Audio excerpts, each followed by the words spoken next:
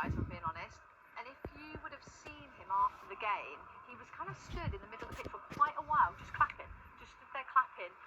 And quite a lot of the stadium had disappeared, and he was kind of thinking, contemplating, and maybe perhaps thinking, I don't want to go down that tunnel too soon because I feel like I know what the inevitable is going to be. So it's been a really tough start for him. But we've spoken as well about it's an odd way that he's come into management for this football club.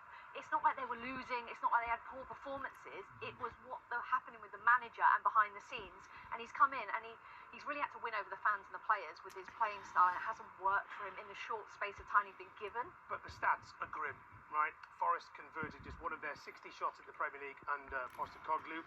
He's been in charge for 5 Premier League games today, his 39th day in charge. So going today, he's gone 1 day fewer than Leslie at Charlton Athletic. So the stats and the facts back up maybe Marinakis' decision to say this is the right thing to do because clearly they're going nowhere.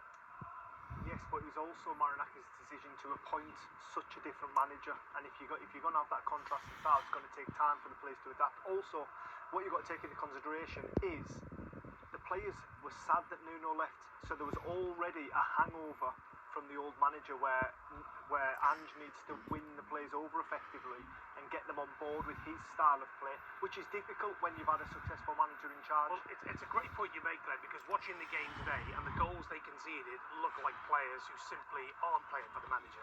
Some of the marking for the goals today and the closing down was abysmal, Ellen, let's be honest. No, 100%. It was shocking. Not tracking runners, not being up and physical. The goalkeeper made a couple of poor decisions.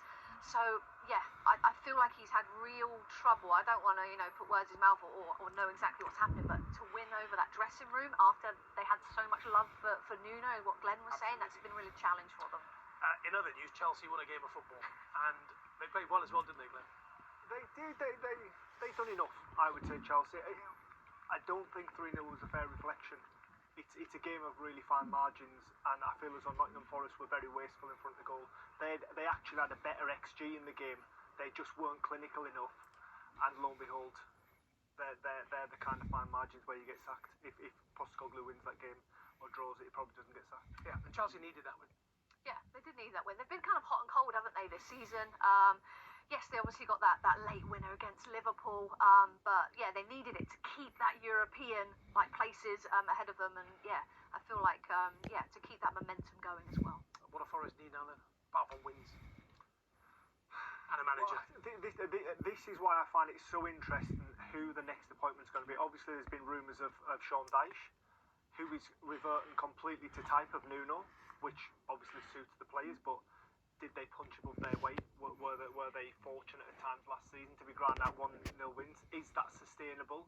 Edu, the sporting director, obviously thought it wasn't, and that's why he's brought more technical players in, hence a more technical coach in Postecoglou. So I'm really interested to see which way they go, technical coach or more revert to type. It's a mad situation, isn't it, City Ground, Ellen?